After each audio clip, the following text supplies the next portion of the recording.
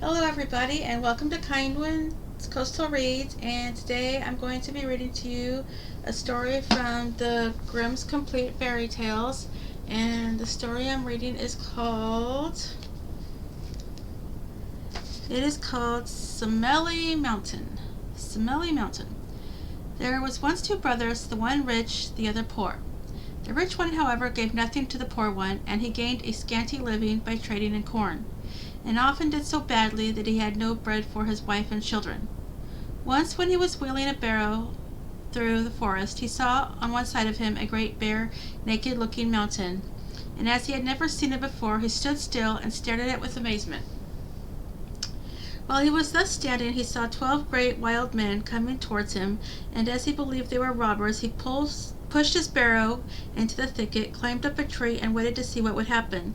The 12 men, however, went to the mountain and cried, Simeli Mountain, open!" And immediately the barren mountain opened down the middle, and the 12 went into it, and as soon as they were within it, it shut.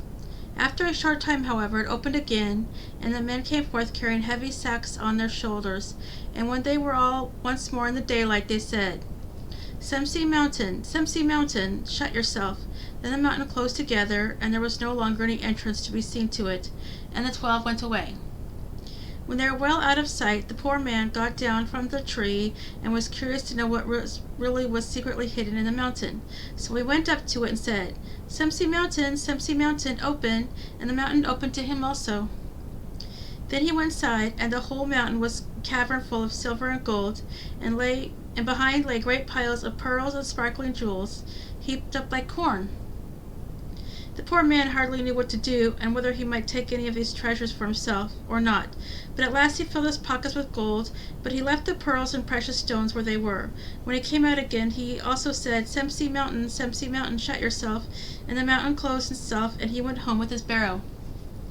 And now he had no more cause for anxiety, but could buy bread for his wife and children with his gold, and wine into the bargain. He lived joyously and uprightly, gave help to the poor, and did good to everyone. When, however, the money came to an end, he went to his brother, borrowed a measure that held a bushel, and brought himself some more, but did not touch any of the most valuable things. When for the third time he wanted to fetch something, he again borrowed the measure of his brother. The rich man had, however, long been envious of his brother's possessions, and of the handsome way of living which he had set on foot, and could not understand from whence the riches came, and what his brother wanted with the measure. Then he thought of a cunning trick, and covered the bottom of the measure with pitch, and when he got the measure back, a piece of money was sticking in it. He at once went to his brother and asked him, What have you been measuring in the bushel measure? Corn and barley, said the other. Then he showed him the piece of money, and threatened that if he did not tell the truth, he would accuse him before a court of justice.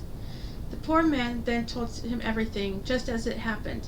The rich man, however, ordered his carriage to be made ready and drove away, resolved to use the opportunity better than his brother had done, and to bring back with him quite different treasures.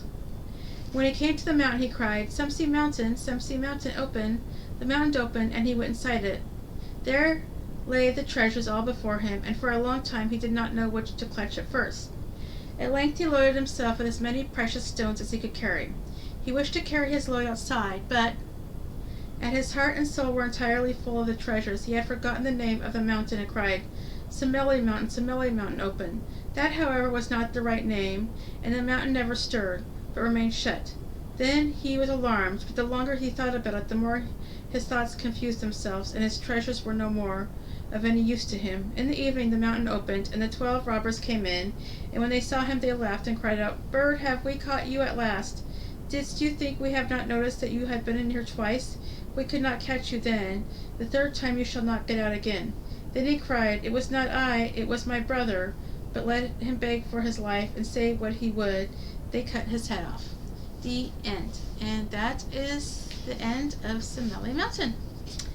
And thank you for watching this video, and if you like this video, you can hit the like and subscribe button, and I will be back tomorrow with another story for you all.